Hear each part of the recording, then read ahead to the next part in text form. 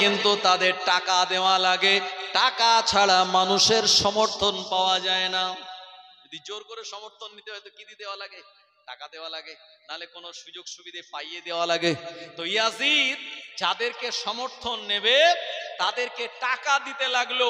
আর টাকা তো ইয়াজিদের ভান্ডারে বিশাল ছিল না, কারণ তার আব্বা ছিল একজন সাহাবী, আর বেশিরভাগ সাহাবীরাই ছিলেন গরিব।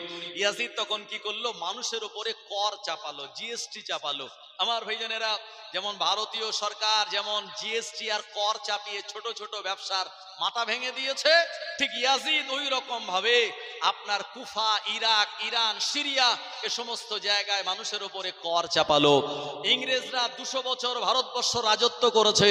ইংরেজরা দাড়ির উপরে কর চাপিয়েছিল, যে দাড়ি যার যত লম্বা তার তো করও তত দিতে হবে। আমার ভাইজানেরা, জমি জায়গা যার যত বেশি তাকে কর দেওয়া লাগবে। এই জিএসটি, এই কর ট্যাক্স মানুষের উপরে এত বেশি ইয়াজিদ চাপিয়ে দিল, মানুষেরা তার অত্যাচার অতিষ্ঠ হয়ে গেল। আমার ভাইজানেরা, এরপরে এখন ইরাকের কুফার মানুষেরা প্রথম দিকে কিন্তু ইয়াজিদকে খলিফা বলে মেনেছিল, কিন্তু যখন অত্যাচারের সীমা ছাড়িয়ে গেল এখন তাদের ভুল ভাঙলো। আর ভুল ভাঙার পরে ইমাম হুসাইনের কাছে তারা চিঠি লেখা শুরু করলো, হুজুর আপনি আসুন, আপনার হাতে হাত দিয়ে আমি বায়াত গ্রহণ করব। নবীজি সাহাবীরা ইমাম হুসাইনকে বলেন, খবরদার যাবেন না, কারণ কুফার মানুষেরা ওদের অন্তরের ভিতরে, ওদের ব্লাডের মধ্যে নেফাক আছে, মানে দ্বিচারিতা আছে। ওরা আপনার আব্বা আলীকে ডেকে নিয়ে রাজধানী মদিনা থেকে পরিবর্তন করে কুফায় করেছিল, যারাই ডাকলো তারাই ছুরি চালালো। আপনি তাদের কথায় ভুলবেন না। আমরা নবীজি সাহাবীর আপনায় বলি, আপনি মদিনাতেই অবস্থান করুন, খবরদার ওদের কথায় ভুলবেন না। আমার ভাইজানেরা, জওয়ানেরা, যুবকেরা, ইমামে হুসাইন রাদিয়াল্লাহু আনহু সাহাবীদের কথা মেনে ওই মদিনা শরীফেই অবস্থান করতে লাগলেন। এদিকে ইয়াজিদ তখন চিন্তা করলো, মোটামুটি সব এলাকায় মানুষদের একটা দখলদারিত্ব আমি নিতে পেরেছি, ইল্লা মক্কাতুল মুকাররমা, মদিনাতুল মুনাওয়ারা, এই দুই জায়গার মানুষের সঙ্গে আমি সমর্থন নিতে পারিনি। ইয়াজিদ সদল বলে বাহিনী নিয়ে, বডিগার্ড নিয়ে, সেনাবাহিনী নিয়ে, তরবারি নিয়ে, যা কিছু প্রোটেকশন তার সব নিয়ে মক্কায় প্রবেশ করলো, একটা ভয়, একটা ভীতি, একটা ত্রাস তৈরি করার জন্য। কাবা বাইতুল্লাহর পাশে ঘোড়া বেঁধে মক্কার মানুষদের এলাহান করে বলল, এ মক্কার বাসিন্দারা, আমি ইয়াজিদ এসেছি সিরিয়া থেকে, আমায় নেতা বলে মেনে নাও, না হলে আমি তোমাদেরকে মোটামুটি দেখে ছাড়বো। এরকম হুঙ্কার হুঁশিয়ার যখন দিল, আমার ভাইজানেরা, মক্কা সাহাবীরা ডাইরেক্ট প্রোটেস্ট করে বলেছিল, তোমার মতো নালায়েক অভিশপ্তকে আমরা মানি না, আমরা মানি ইমাম হুসাইনকে, তিনি আমাদের নেতা। ইয়াজিদ দেখলো এরা তো মানলো না, মদিনায় মক্কাতুল মুকাররমায় ভয়ের পরিবেশ তৈরি করার জন্য কাবা বাইতুল্লাহর গেলাফ, যে গেলাফ ধরাটা হাজী সাহেবদের বিরাট বড় মনে একটা ইচ্ছা কামনা, যে গেলাফ ধরে দোয়া চাইলে আল্লাহ কবুল করে, আর সেই কাবা বাইতুল্লাহর গেলাফে আগুন লাগিয়ে দিল একটাই কারণে, যে মানুষ ভয় পাবে, একটা ত্রাস, একটা সন্ত্রাসের পরিবেশ আমি এমন তৈরি করব মানুষ যেন আমায় সমর্থন দেয়। কিন্তু কাবা বাইতুল্লাহর গেলাফে যে আগুন লাগায়, মানুষ তাকে আর সমর্থন দেয়? উল্টে তার আরো বিরোধী হয়ে গেল। মক্কা মদিনায়, মক্কাতুল মুকাররমায় পজিশন যখন পেল না, এবারে চলে গেল মদিনায়। মদিনা শরীফে সাহাবীরা তানাদের তুলনামূলক মক্কা থেকে মদিনা সাহাবীর একটু নরম ভদ্র, আর তানাদের আখলাক আদর্শ আরো ভালো। এরপরে মদিনাতে যাওয়ার পর মসজিদে নববীর সামনে তার ঘোড়াটা বাঁধলো। আমার ভাইজানেরা, এরপরে মদিনা সাহাবীদের হুঙ্কার দিয়ে বলল, এ মদিনা সাহাবীরা, আমায় খলিফা বলে মেনে নাও।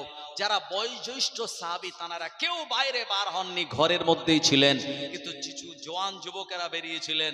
আর ইয়াজিদ যখন খলিফা বলল, এক বাক্যে প্রোটেস্ট করে বলেছিল, তোমার মতো নারী পিপাসু, তোমার মতো অভিশপ্ত, তোমার মতো পাপিষ্ঠ, তোমার মতো মদপানকারী, তোমার মতো আমানত খেয়ানাতকারী ব্যক্তিকে আমরা খলিফা বলে মানি না।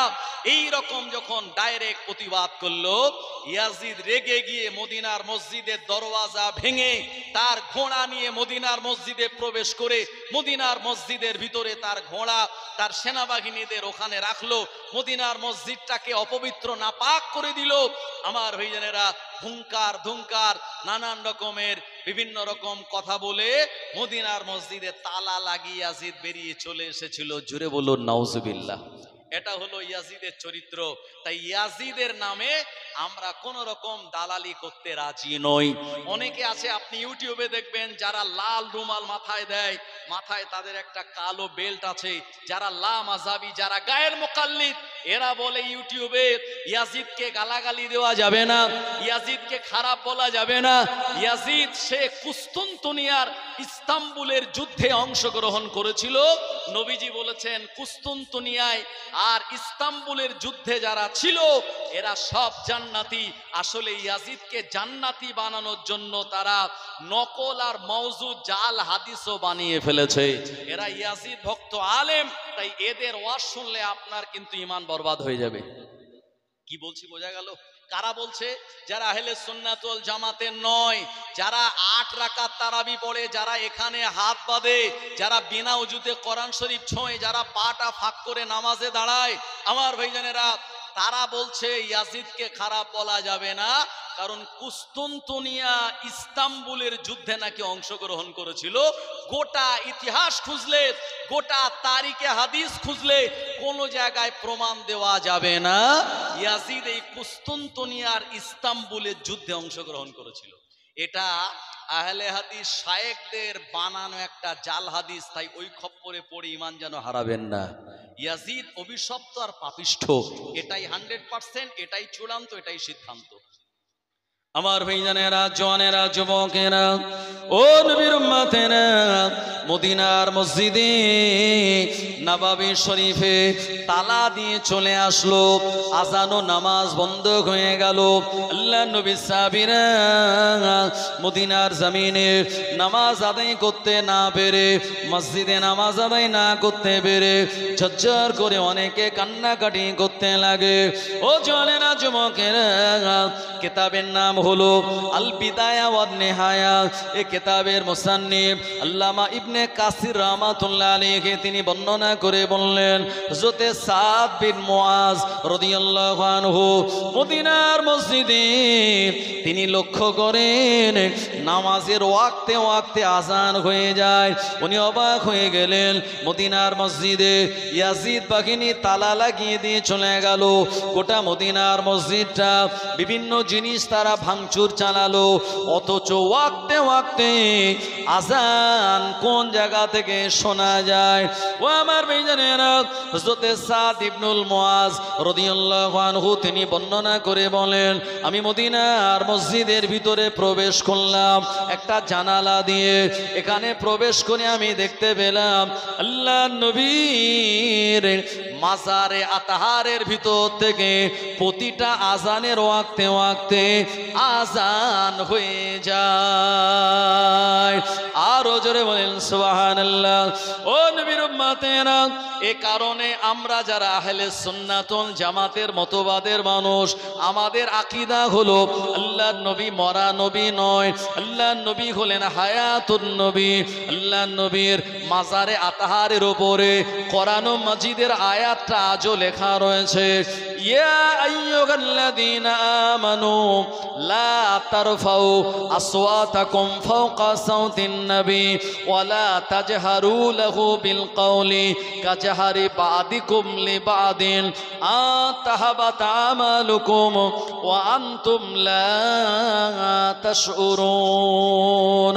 আমার আল্লাহ পাক ঈমানদার বান্দা বান্দীদের লক্ষ্য করে বললেন, হে ঈমানদার বিশ্বাসীরা, খবরদার তোমাদের গলার আওয়াজটা যেন আমার নবীর গলার আওয়াজের থেকে উঁচু না হয়ে যায়।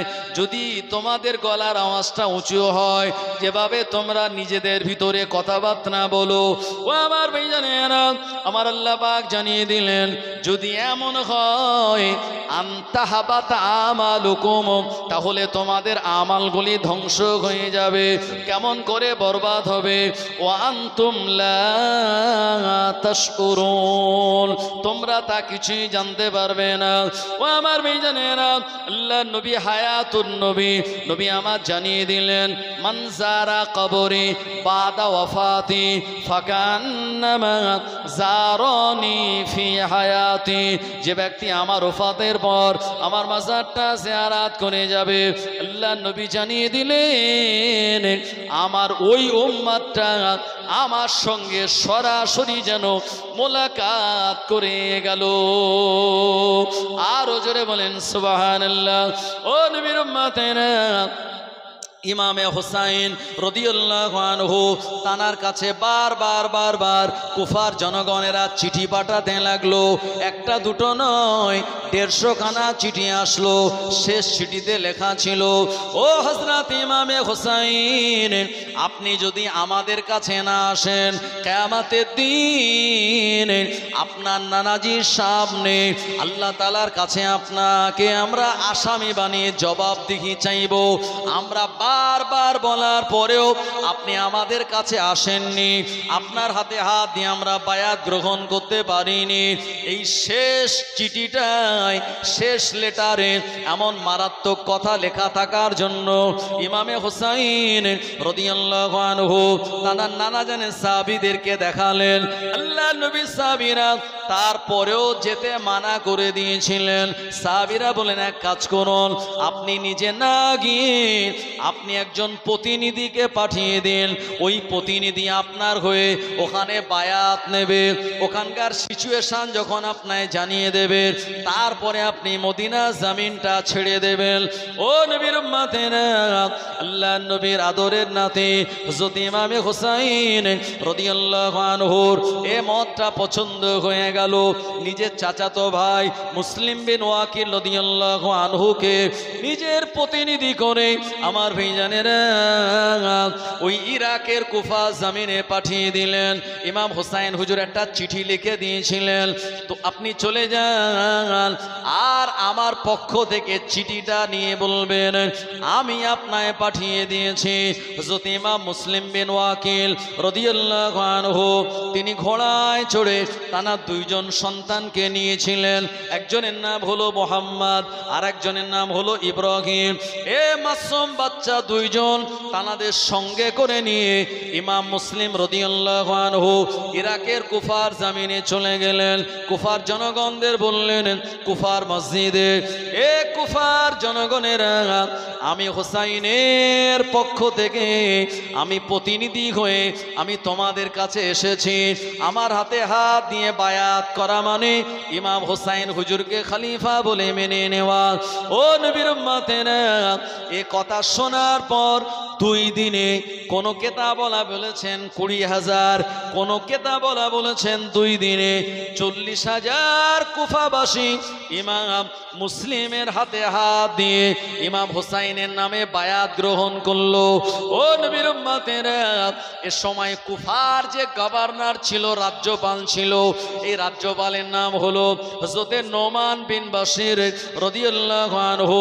ইয়াজিদ কর্তৃক রাজ্যপাল হলেও ইমাম হুসাইন হুজুরের ভক্ত, ইমাম হুসাইনের নামে বায়াত করানো হচ্ছে। তিনি কোনো প্রতিবাদ করেননি, কোনো প্রোটেস্ট করেন নাই।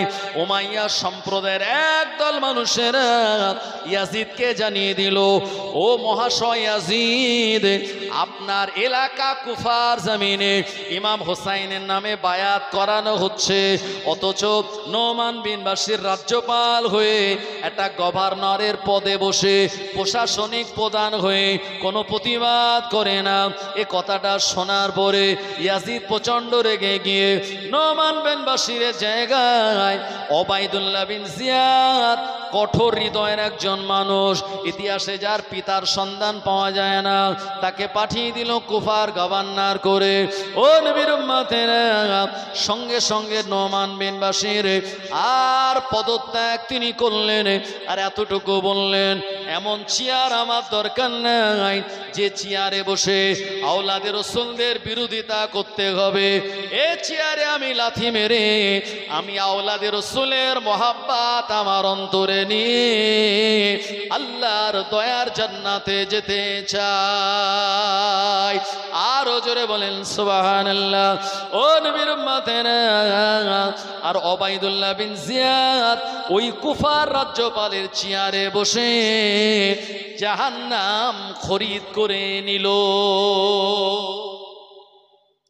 চেয়ারই আপনায় জান্নাতে নিয়ে যাবে, চেয়ারই আপনায় জাহান্নামে নিয়ে যাবে, কথা ঠিক কি না? তো চেয়ারে বসে যদি চেয়ারের কেউ অপব্যবহার করে, হ্যাঁ, ক্ষমতা আছে বলে উল্টো পাল্টা যদি নির্দেশ দেয়, ক্ষমতা আছে বলে যদি বেশি বেশি কাউকে পাইয়ে দেয়, ক্ষমতা আছে বলে আর কোন মানুষকে যদি শোষণ অত্যাচার করে, এই চেয়ারই আপনায় টেনে নিয়ে জাহান্নামে চলে যাবে। আমার ভাইজানেরা, নোমান বিন বাশির বললেন চেয়ার লাগবে না, আল্লাহর জান্নাত লাগবে, আওলাদে রাসূলের মহাব্বত লাগবে। জোরে বলুন। ওবাইদুল্লাহ বিন জিয়াদ বসে হুঙ্কার দিল কুফার জনগণের, কুফার জনগণেরা, আমি তোমাদের সবার বায়োডাটা জোগাড় করেছি যারা ইমাম মুসলিমের নামে বায়াত হয়েছে। এটা হলো ফাঁকা আওয়াজ। তো মাঝে মাঝে ফাঁকা আওয়াজ দেয় কেউ কেউ, এই আওয়াজে অনেকে কি হয়, ভয় পেয়ে যায়। আমার ভাইজানেরা, সিংহ হলো বনের রাজা, তো মাঝে মাঝে সিংহ খাদ্য না পেলে ও তখন আওয়াজ দেয়, আর সিংহের আওয়াজ এত মারাত্মক 5 কিলোমিটার পর্যন্ত দূরে যায়। আর কোনো হরিণ যদি 5 কিলোমিটারের মধ্যে থাকে তখন ছোটাছুটি করা শুরু করে, আর সিংহ ঠিক দেখে তাকেই শিকার করে নেয়। এজন্য যারা বদমাইশ লোক হয় তারা ফাঁকা আওয়াজ দেয়। ওবাইদুল্লাহ বিন জিয়াদ এমন ফাঁকা আওয়াজ যখন দিল, কুফার মানুষের অন্তরাত্মা কেঁপে গেল। আমার ভাইজানেরা, সবাই এসে বলছে, হুজুর স্যার বেয়াদবি ক্ষমা করুন, ও হোসাইনের নামে যে বায়াত হয়েছিলাম ওটা উইডোরও করে নিলাম, আমার নামটা ইয়াজিদের নামের খাতায় লিখে দিন, আমি ইয়াজিদেরই ভক্ত হয়ে গেলাম। জোরে বলেন নাউজুবিল্লাহ। জীবন বাঁচানোর জন্য তারা কি করলো, ইমাম হোসাইনের থেকে কেটে তারা ওই ওবাইদুল্লাহ বিন জিয়াদের দলের নাম লিখিয়ে দিল। একবার জোরে বলুন না নাউজুবিল্লাহ। আমার ভাইজানেরা, জনেরা, যুবকেরা, কিছু মানুষ যারা ইমাম মুসলিমের পক্ষে ছিলেন, ইমাম মুসলিম রাদিয়াল্লাহু আনহু কুফার জমিনে নিজেকে নিরাপদ আর মনে করলেন না, কারণ যারাই চিঠি দিয়ে ডাকলো তারাই তো বেঈমানি করলো। ইমাম মুসলিম রাদিয়াল্লাহু আনহু চিঠি লিখে ইমাম হোসেন হুজুরকে বলেছিলেন, হুজুর এখানে আসার পর প্রথম 2 দিনে 40,000 মানুষ আমার হাতে হাত দিয়ে যখন বায়াত গ্রহণ করলো, আপনি আর দেরি করবেন না, তাড়াতাড়ি চলে আসুন। ইমাম হোসেন হুজুর তিনি 60 হিজরিতে জিলহজ মাসের 3 তারিখে তানার পরিবারের 72 জন সঙ্গী সাথীদেরকে নিয়ে কুফার রাস্তায় রওনা হয়ে যান। মদিনা সাহাবীরা মদিনার সীমান্ত পর্যন্ত এসেছিলেন। ইমাম হোসেন হুজুরকে তানারা বিদায় দিয়ে বললেন, হুজুর আপনি আমাদের মদিনা জমিন থেকে চলে যাচ্ছেন, আমাদের মনে বড় ভয় হয়, আর মদিনা জমিনে আপনি আসতে পারবেন কিনা, আপনার সঙ্গে আর দিদার হবে কিনা। ও আমার ভাইজানেরা, ইমাম হোসেন হুজুরের মদিনা ছাড়াটা ওটাই ছিল শেষ বিদায়। আর ইমাম হোসেন তিনি মদিনার জমিনে ফিরে যেতে পারেন নাই। ও জানেনা যুবকেরা, ইমাম হোসেন তিনি আসছেন, এদিকে ওবাইদুল্লাহ বললেন ইমাম মুসলিমকে যে ধরে দিতে পারবে 1000 দিরহাম তাকে দেয়া হবে। কিছু মানুষের যাদের টাকার লোভ আছে তারা এদিকের কথা ওদিকে, ওদিকের কথা ওদিকে লাগিয়ে দেয়। ও আমার ভাইজানেরা, এরা গোপনে গোপনে খোঁজ করতে লাগলো ইমাম মুসলিম কোন জায়গায়। হযরতে মুখতার রাদিয়াল্লাহু আনহুর বাড়িতে ছিল। এদিকে ওবাইদুল্লাহ বিন জিয়াদ হযরতে মুখতারকে ডাক দিয়ে বলল, ও মুখতার তোমার বাড়িতে মুসলিম আমার কাছে ধরে দিতে হবে। হযরতে মুখতার রাদিয়াল্লাহু আনহু বললেন, জীবন চলে যাবে তোমার মতো পাপাচার পাপিষ্ঠের হাতে, আওলাদে রাসূলকে আমি তুলে দিয়ে নবীজির সঙ্গে আমি বেঈমানি করতে পারবো না। এই কথা বলার জন্য হযরতে মুখতার হুজুরকে আর কোড়া মেরে তানাকে শহীদ করে দেয়া হলো। ইমাম মুসলিম হযরতে হানির ঘরে চলে গেলেন, ওখানেও নিরাপদ নয়, কারণ চারিদিকে সিবিআই সিআইডি ঘুরছে। ও জানেনা যুবকেরা, ভোরবেলা ফজরের নামাজ আদায় করার জন্য ইমাম মুসলিম হুজুর বেরিয়ে পড়লেন। একজন বৃদ্ধা মহিলা ওনার নাম হলো তুষার। ওই মহিলাটা বললেন, ও আওলাদে রাসূল ইমাম মুসলিম, আপনি কোন জায়গায় যান, খবরদার সামনে যাবেন না। যারাই আপনার 150 খানা চিঠি দিল, এরাই এখন সব মুনাফিক হয়ে গেছে, এরাই আপনার বিরোধিতা করা শুরু করে দিয়েছে। সামনে গেলেই আপনার অ্যারেস্ট করে নেবে, ধরে নেবে। ও ইমাম মুসলিম, আপনি আমার বাড়িতে অবস্থান করুন। ওই মহিলা মেহমানদারি করালেন, কিন্তু মহিলার ছোট বেটা, এর লোভ ছিল টাকার লোভ। ও আমার ভাইজানেরা, লোভ মানুষকে মারাত্মক মৃত্যু পর্যন্ত পৌঁছে দেয়। এই মহিলা ছোট বেটা ওবাইদুল্লাহ বিন জিয়াদের কাছে সংবাদ নিয়ে আসলো। ওবাইদুল্লাহ বাহিনী পাঠিয়ে দিল ইমাম মুসলিমকে ধরার জন্য, কিন্তু আওলাদে রাসূলেরা কাপুরুষের মতো তানারা ধরা দেন না, বীর পুরুষের মতো তরবারি হাতে নিয়ে দাঁড়িয়ে গেলেন।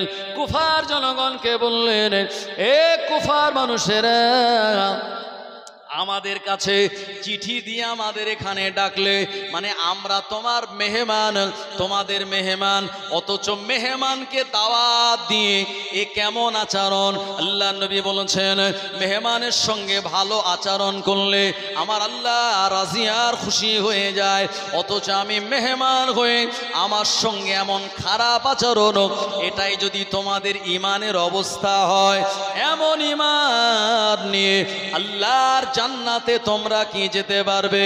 এমন ইমান তোমাদের মোমেন বানাবে না। এই ইমানের দুর্বলতা তোমাদের মুনাফিক বানিয়ে দেবে। আর মুনাফিকের জায়গা হলো জাহান্নামের একেবারে তলদেশে। ইমাম মুসলিমের এমন কথা শোনার পর ওই সাময়িক সময়ের জন্য তাদের আবেগ আবার নতুন করে চার্জ হয়ে গেল, ওদের ইমানের ব্যাটারিতে চার্জ হয়ে গেল। কুফার জনগণেরা বলল, ও ইমাম মুসলিম, একবার বলুন আপনার হয়ে কি কাজ আমাদের করতে হবে? ইমাম মুসলিম বললেন, কেউ ঘরে বসে থাকবে না, তাড়াতাড়ি বেরিয়ে পড়ো, আমরা ওবাইদুল্লাহ বিন জিয়াদের বিরুদ্ধে হুঙ্কার দেব। কুফার মানুষের ইমানের পাওয়ার বেড়ে যাওয়ার কারণে তারা বিবেক দিয়ে নয়, আবেগে তারা ইমাম মুসলিমের সঙ্গ লাভ করে ওবাইদুল্লাহ বিন জিয়াদের রাজভবনটা তারা ঘিরে ধরলো, স্লোগান দিতে লাগলো, নারায়ে তাকবীর, আল্লাহু আকবার, ওবাইদুল্লাহ বিন জিয়াদ মুর্দাবাদ, ইমাম হুসাইন জিন্দাবাদ, ইমাম মুসলিম বিন ওয়াকিল জিন্দাবাদ। এমন আওয়াজে ওবাইদুল্লাহ বিন জিয়াদের অন্তরাত্মাটা কেঁপে গেল। এরা কারা? এত মানুষ স্লোগান দেয় কেন? বললো, এরা কুফার জনগণ, এরা আবেগে এসেছে, বিবেক দিয়ে আসে নাই। ও নবীর উম্মতেরা, ওবাইদুল্লাহ বিন জিয়াদ দেখলো এদের ভিতরে যারা নেতা, ওই নেতাদেরকে টাকা দিয়ে কিনে নিয়ে ও আমার ভাইজানেরা আন্দোলনটাকে ওই জায়গায় ধ্বংস করে দিয়েছিল ওবাইদুল্লাহ বিন জিয়াদ। জোরে বলেন নাউজুবিল্লাহ। ওয়াকাফ বিল পাস হলো, ওয়াকাফ অ্যামেন্ডমেন্ট বিল। এই বিল যখন পাস হলো, আন্দোলন হচ্ছিল না? হচ্ছিল না? চারিদিকে আন্দোলন, মসজিদের পাশে, বাজারে, মার্কেটে চারিদিকে আন্দোলন। এরপরে ব্রিগেড আন্দোলনের প্রিপারেশন চলছিল। তারপরে হঠাৎ করে কি দেখা গেল? পেহেলগ্রামে 26 জন পর্যটনের উপরে হামলা। আর মোটিভেটটা এমন ভাবে ঘুরিয়ে দিল যে মুসলমানেরাই সব থেকে দোষী, আর টার্গেটটা ওই মুসলমানদেরকেই করা হলো, যে পাকিস্তানি যারা মুসলমান, আর মুসলমান মানেই তারা পাকিস্তানের সাপোর্টার। জোরে বলে নাউজুবিল্লাহ। আর এরাই ভারতবর্ষের সব থেকে বড় শত্রু। এইরকম একটা পজিশন এমন তৈরি করে দিল, মুসলমান রাস্তাঘাটে টুপি মাথায় দিয়ে বার হতেই ভয় পাচ্ছিল, আন্দোলন করা তো দূরের কথা, সব প্রি প্ল্যানিং। আমার ভাইজানেরা, সেই ওয়াকাফ আন্দোলন এখন কিন্তু বন্ধ। কথা ঠিক কিনা? এরপরে আবার আইন আসছে, আপনাদের বলে দেই, আইন আসছে যে এতদিন এই যে ওয়াকাফ থেকে ইমাম মুয়াজ্জিনদের ভাতা দেয়া হচ্ছিল, এরপরে ভাতা নিতে গেলে, এতদিন তো ডিসেম্বরে লাইফ সার্টিফিকেট জমা দেওয়া হচ্ছিল, এরপরে ভাতা নিতে গেলে মসজিদের যে জায়গা, এটা ওয়াকাফের নামে রেজিস্ট্রি করতে হবে। কত অংশ, কত দাগ খতিয়ান সব ওয়াকাফ এর নামে এটা অনলাইন পোর্টাল চালু হচ্ছে ইমাম মুয়াজ্জিনদের ভাতা দেওয়ার জন্য। যেমন শিক্ষকদের স্যালারি দেওয়ার জন্য পোর্টাল আছে, ওই রকম পোর্টাল চালু করছে। সেখানে জমি জায়গার মসজিদের সব তথ্য আপলোড করতে হবে। যারা আপলোড করবে না তাদেরকে ভাতা দেওয়া হবে না, যারা আপলোড করবে তারা ভাতা পাবে। তো মসজিদ যদি ওয়াকাফে চলে যায়, পরবর্তী সময় ওই মসজিদ এসে বুলডোজার চালাতে তাদের কোনো অসুবিধা হবে না। এই জন্য মুর্শিদাবাদের ইমামরা এক জায়গায় হয়ে পরিষ্কার বলে দিল, এমন ভাতার দরকারও নেই, আর ওয়াকাফের নামে আমরা আমাদের মসজিদ দিচ্ছি না। যা দেওয়ার এটা আগে দেওয়া হয়ে গেছে, নতুন করে আর কেউ ওয়াকাফের নামে মসজিদ ঈদগাহ দেবে ভাই? দেবে না। আমাদের মোল্লাপাড়া মসজিদ মোল্লাপাড়া জামে মসজিদের নামে রেজিস্ট্রি করা, আপনাদের দোগাছিয়া মসজিদ দোগাছিয়া জামে মসজিদের নামে রেজিস্ট্রি করা, নাকি ওয়াকাফের নামে? আপনাদের এই মসজিদের যে নাম সেই নামে রেজিস্ট্রি করা। তো এই মসজিদ ভাঙতে পারবে না, এটা নিতে পারবে না। কিন্তু যদি ওয়াকাফের দিয়ে দেন বা ওয়াকাফের এটা সম্পত্তি হয়, তো গভর্নমেন্ট বলবে এটা আমার প্রপার্টি, গভর্নমেন্ট প্রপার্টি, সুতরাং আমি ইচ্ছা মতো এটা ব্যবহার করব। সেই আইন আস্তে আস্তে আসছে, খুব স্লো মোশনে। তবে আমাদের চারিদিকে চোখ কান খোলা রাখতে হবে, কারণ কখন কিভাবে আপনায় আমায় বিপদে ফেলবে আপনি তা নিজেই উপলব্ধি করতে পারবেন না। আমার ভাইজানেরা, ওবাইদুল্লাহ বিন জিয়াদ নেতাদেরকে টাকা দিয়ে কিনে নিয়ে পুরো আন্দোলনকে ছত্রভঙ্গ করে দিল। জনগণ দেখলো যাদের হয়ে আসলাম তারাই যখন ওবাইদুল্লাহর সঙ্গে রাজভবনের ছাদে, তো চলো পালাও পালাও রব উঠলো। সারাদিন আন্দোলন করতে করতে মাগরিবের সময় ইমাম মুসলিম বললেন আজান দাও মাগরিবের। একজন আজান দিলেন, হুজুর বললেন নামাজ পড়বো।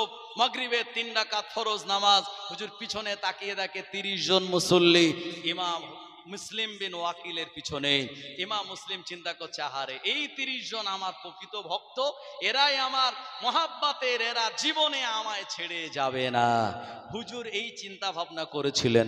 আমার ভাইজানেরা, জওয়ানেরা, যুবকেরা, ও নবীর উম্মতেরা, 3 রাকাত নামাজ হুজুর পড়লেন। ও আমার ভাইজানেরা, 3 রাকাত নামাজ পড়ার পর যখন সালাম ফেরালেন, পিছনের দিকে তাকিয়ে দেখে এই 30 জনের একজন ইমাম মুসলিমের পিছনে আর নাই। জোরে বলেন, জোরে বলেন না নাউজুবিল্লাহ। সব পালিয়ে চলে গেছে। আমার ভাইজানেরা, এরা হলো নেফাকি মানুষ, এরা হলো মুনাফিক।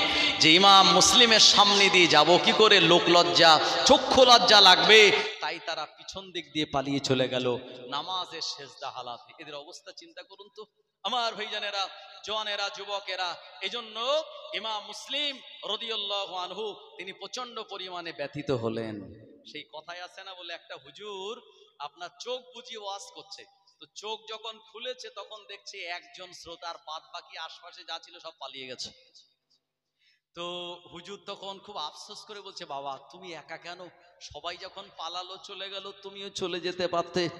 তো সেই লোকটা বলছে, হুজুর আপনি যে ওই বেড কভারে বসে আছেন ওটা আমার, বেড কভারটা বাড়ি না নিয়ে গেলে বউ তো বাড়ি ঢুকতে দেবে না, তাই বসে আছি, আপনার ওয়াজ শেষ হবে তাই বেড কভারটা নিয়ে বাড়ি যাব। তো হুজুর বলছেন, ও তুমি তাহলে আমার মহব্বতে বসনি, বেড কভারের মহব্বতে। তো আসলে ইমাম মুসলিমের পিছনে যারা ইক্তেদা করেছিল তারা কিন্তু মোটামুটি ওই চক্ষু লজ্জার ভয়ে ইক্তেদা করেছিল, তারপর সব পালিয়ে গেল। হুজুর দেখলেন কুফার জমিনে আমি যে কোনো প্রকারের চিঠি লিখে হুজুরকে মানা করি, ইমাম হোসাইন আপনি আসবেন না, এরা গাদ্দারি করে দিয়েছে, এরা বেঈমানি করে দিয়েছে আমার সঙ্গে, আপনার সঙ্গেও তা করবে। কিন্তু হুজুর এই চিঠি লেখার জন্য বা চিঠি লিখে কাউকে দিয়ে পাঠাবেন এমন সুযোগ তানার সামনে আসে নাই। আমার ভাইজানেরা, একদল সিআইডি সিবিআই ওবাইদুল্লাহ বিন জিয়াদের বাহিনী ইমাম মুসলিমকে ধরার জন্য আসলো। হুজুর সহজে ধরা দিলেন না, তরবারি নিয়ে তাদের বিরুদ্ধে তিনি লড়াই করলেন। ওই লড়াইয়ের ময়দানে যাদের সামনে পেল, জনমের মতো দুনিয়া থেকে বিদায় করে দিল।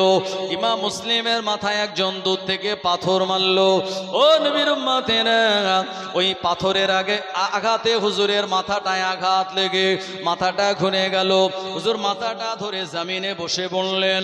এই অবস্থায় ওবাইদুল্লাহ বিন জিয়াদের বাহিনীরা ইমাম মুসলিমকে ধরে নিয়ে রাজভবনে চলে গেল।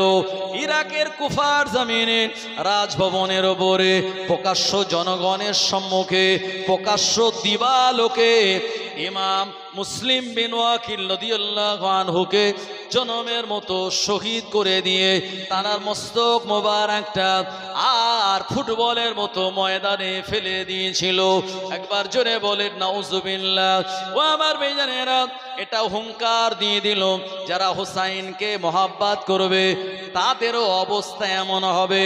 ও জওয়ানেরা, যুবকেরা, মানুষেরা প্রচন্ড ভয় পেয়ে গেল, যে যার ঘরে গিয়ে দরওয়াজা বন্ধ করে দিল। ইমামে হুসাইন রাদিয়াল্লাহু আনহু তিনি তানার পরিবার বর্গের সাথী সঙ্গীদের নিয়ে ইরাক সীমান্তের কাছে চলে আসলেন। হঠাৎ দেখতে পেলেন আমর বিন জিয়াদের নেতৃত্বে 1000-এর বিরাট এক বাহিনী ইমাম হুসাইনের গতিরোধ করে দিল। হুজুর বললেন, তোমরা কারা, তোমাদের পরিচয় কি? এরা বলল, আমরা উবাইদুল্লাহ বিন জিয়াদের সেনাবাহিনী, আমরা আপনায় আগে যেতে দেব না। ইমাম হুসাইন বললেন, আমি তো যাচ্ছি কুফার মানুষদের চিঠি জবাব দেওয়ার জন্য, তাদের হাতে বায়াত নেওয়ার জন্য, আমার রাস্তাটা তোমরা কেন আটকে দিলে? ও জানেনা, ইয়াজিদের বাহিনীরা বলল, এক কদম আমরা আপনায় আগে বাড়তে দেব না, তবে আমাদের দাবি আর শর্ত হলো ইয়াজিদের নামে আপনায় বায়াত হওয়া লাগবে। যদি ইমামে হুসাইন রাদিয়াল্লাহু আনহু বললেন, এ নালায়েক ইয়াজিদের বাহিনীরা, শুনে রাখ, যে গদিতে আবু বকর, ওমর, উসমান, আলী রিদওয়ানুল্লাহি তাআলা আলাইহিম আজমাইন গণেরা বসেছেন, ওই গদিতে ইয়াজিদকে বসিয়ে আমি এই গদিটাকে কলুষিত করতে পারি না। আমি হুসাইন জানিয়ে দিলাম, আমার শরীরে আছে আল্লাহ নবীর ব্লাড, আল্লাহ নবীর খুন মোবারক। আমি হুসাইন বলি, জীবনের শেষ রক্তবিন্দু থাকা পর্যন্ত আমি ইয়াজিদের নামে বায়াত গ্রহণ করব না। একবার জোরে বলেন সুবহানাল্লাহ। হুজুরের এমন দৃঢ়তা কথা শুনে যারা সাথী সঙ্গী ছিলেন তাদের ইমানের পাওয়ার আরো বেড়ে গেল। না ঘবরাও মুসলমান, खुदा की शान बाकी है, इस्लाम जिंदा है, कुरान कानून है। ओ काफिर क्या समझते हैं जो अपना दिल में हंसता है, और करबला की आखिरी मैदान अभी बाकी है, हर करबला की बाद इस्लाम जिंदा होता है। जोरे बोलें सुभान अल्लाह। अमर भाईजानेरा, ये तो दुनिया है, ये दुनिया है, यहाँ नेक काम करोगे तो सवाब पाओगे, और गुनाह करोगे तो अजाब पाओगे। दुनिया में इंसान क्या खोया और क्या पाया, दुनिया में इंसान क्या खोया और क्या पाया।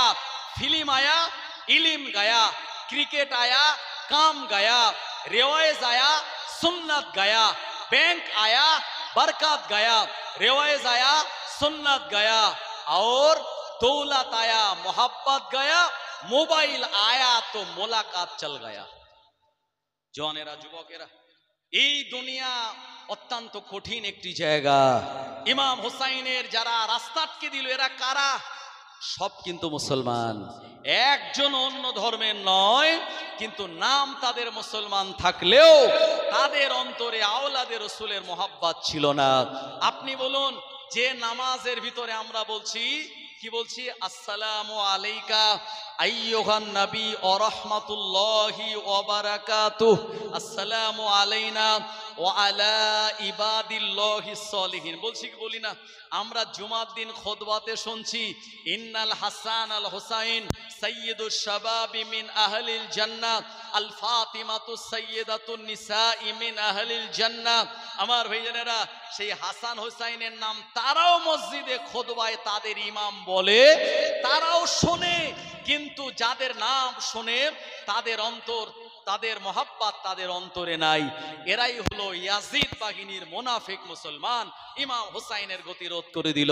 হুজুর বললেন, তাহলে এক কাজ করো, আমি 3টে দাবি করলাম, 3 দাবির যে কোনো একটা মেনে নাও, তাহলে তোমাদের সঙ্গে আমাদের আর দ্বন্দ্ব থাকবে না। ওরা বলল, বলুন কি কি দাবি?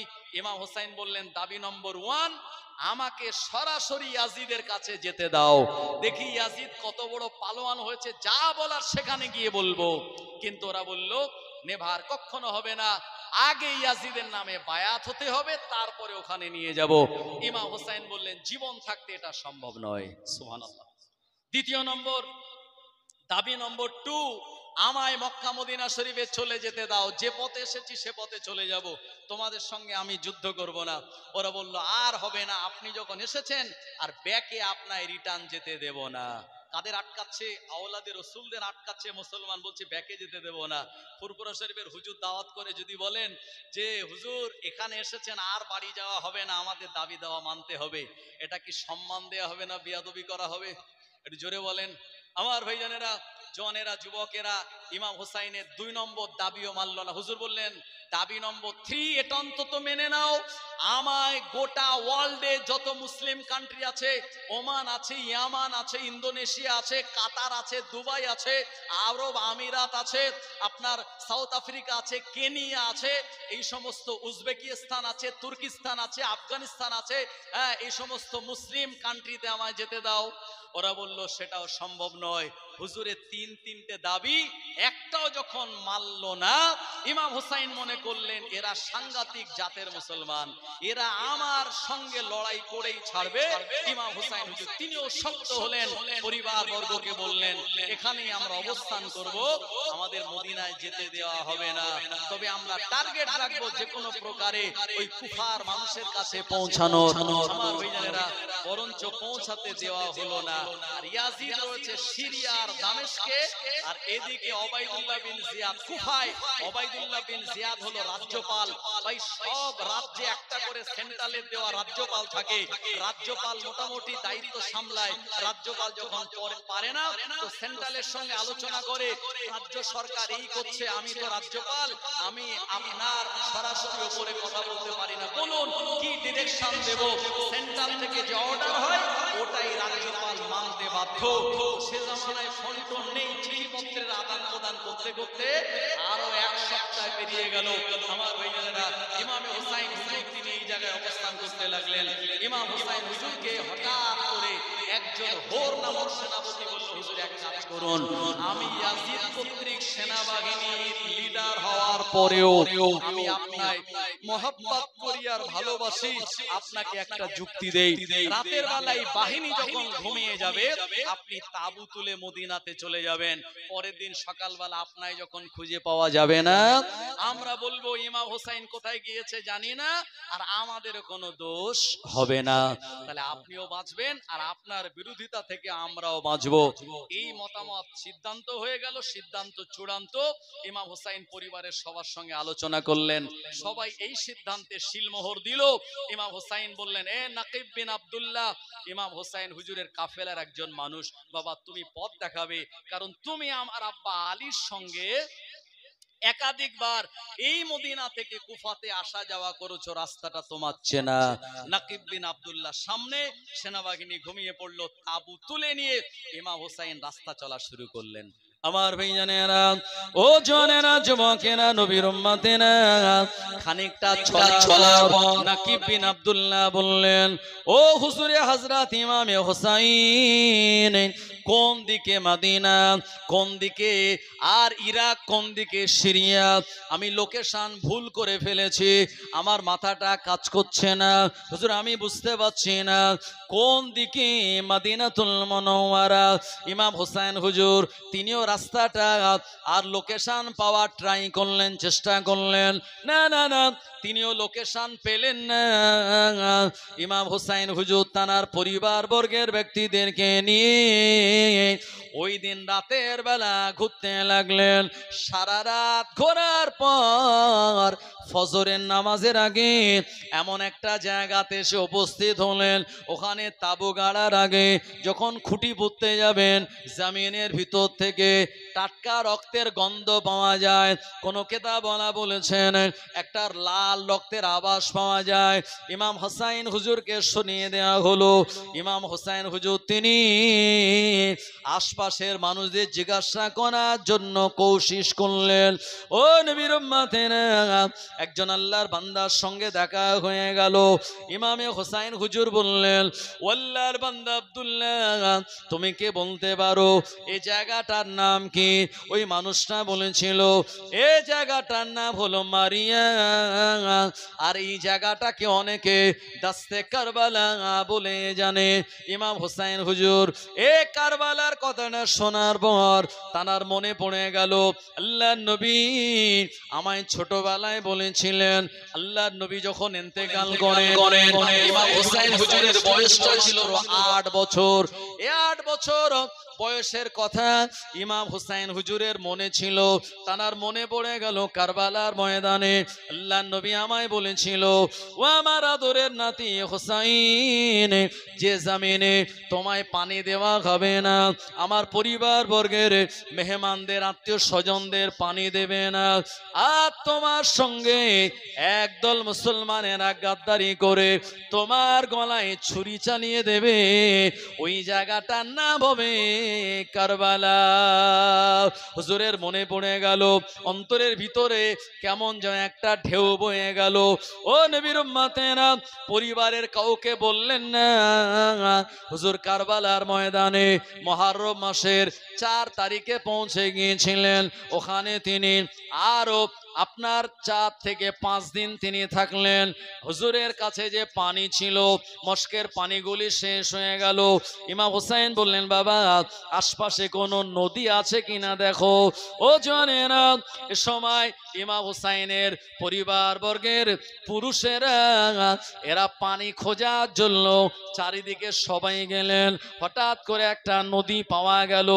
নদীটার ওপর দিয়ে পানি বয়ে যায়, কিন্তু বিভৎস ব্যাপার হলো ওই নদীর পানিটা নেওয়া যাবে না। একদল সেনাবাহিনীরা এই ফোরাত নদীর কোনটা ঘিরে রেখে দিয়েছে।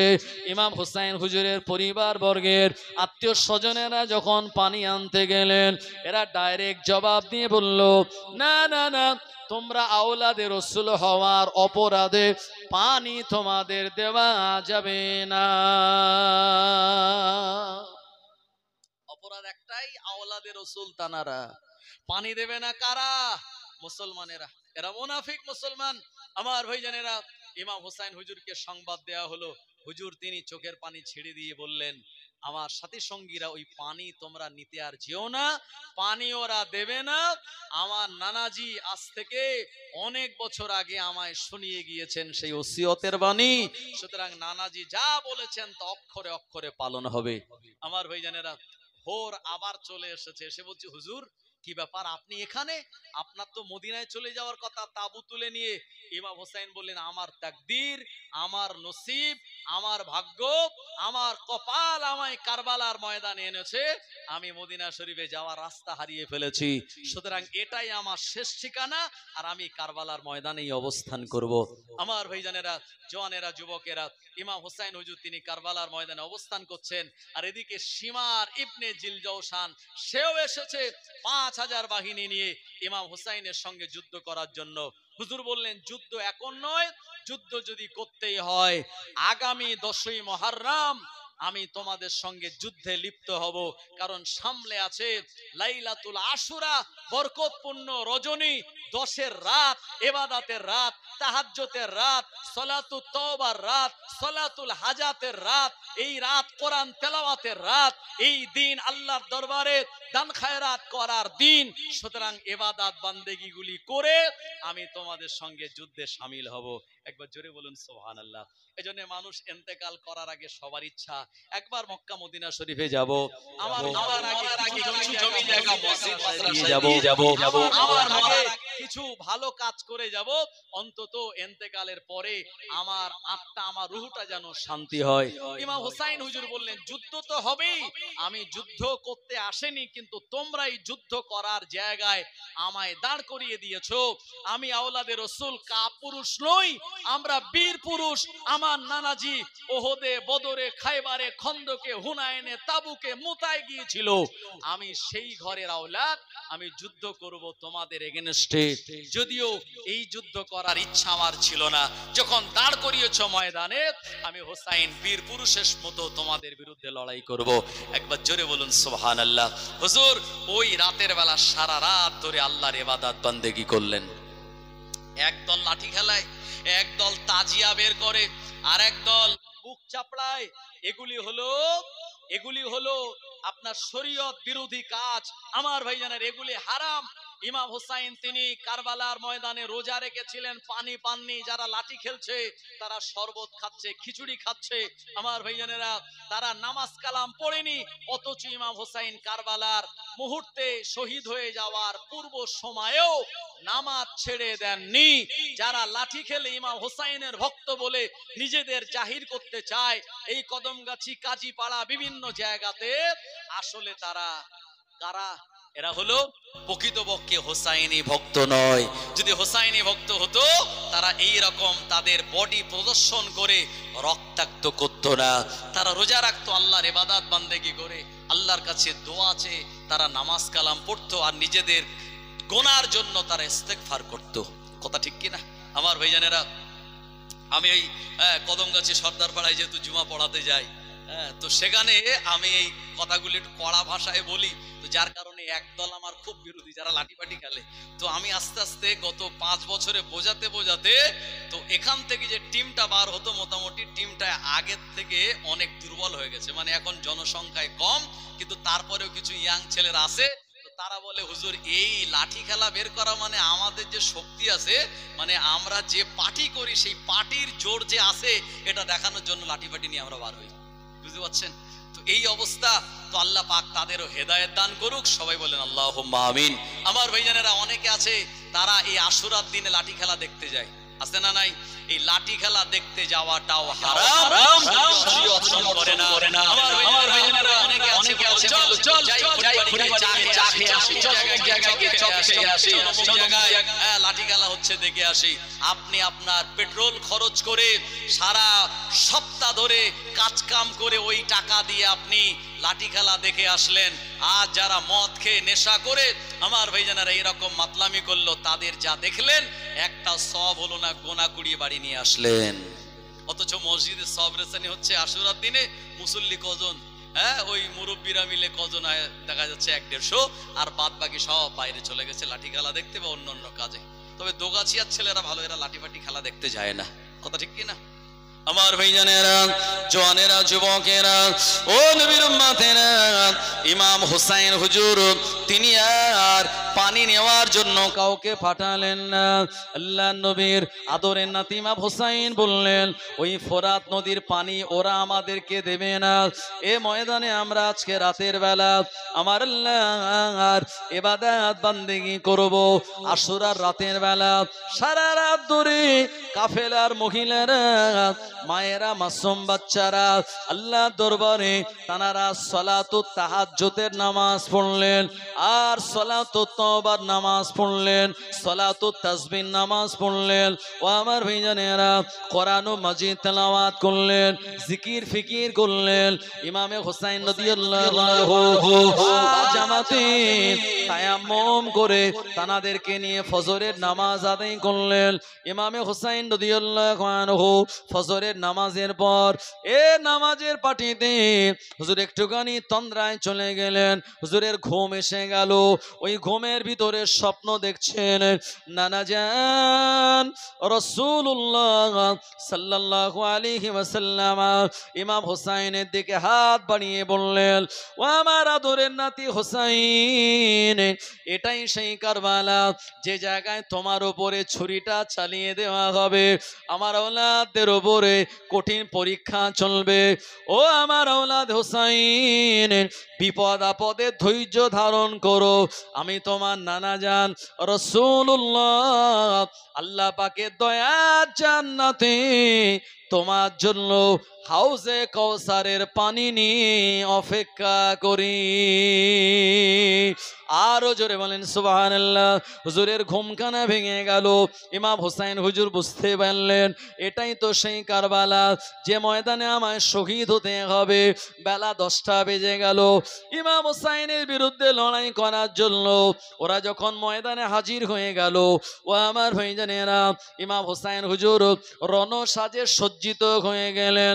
মাথাতে তিনি হেলমেট পরলেন, তানার পিরহানটা ইমাম হাসান হুজুরের পিরহানটা হুজুর পরে নিলেন। আর প্রিয় নবীর জামাতা হযরতে আলী রাদিয়াল্লাহু আনহুর জুলফিকার নামক তরবারি নিলেন। ইমাম হোসেন হুজুর কারবালার ময়দানে যে ঘোড়ার উপরে চড়ে গিয়েছিলেন, এই ঘোড়াটার নাম হলো জুলজানা। এটার উপরে চড়ে হুজুর যখন পুরো যুদ্ধ করার প্রস্তুতি নিয়ে নিলেন, শিবিরের সব মানুষেরা বললেন, যুবকেরা বলেন, হুজুর আপনি আমাদের নেতা, হুজুর আপনি আগে যাবেন না, আমরা যাব, ওদের বিরুদ্ধে লড়াই করব, আপনি আমাদের কাছে থাকুন, এই শিবিরে তাঁবুতে অবস্থান করুন, আপনার দোয়া আমাদের দরকার। আপনায় হারিয়ে ফেললে আমাদের মনোবলটা ভেঙে যাবে। হুজুর আপনি তাঁবুতে অবস্থান করে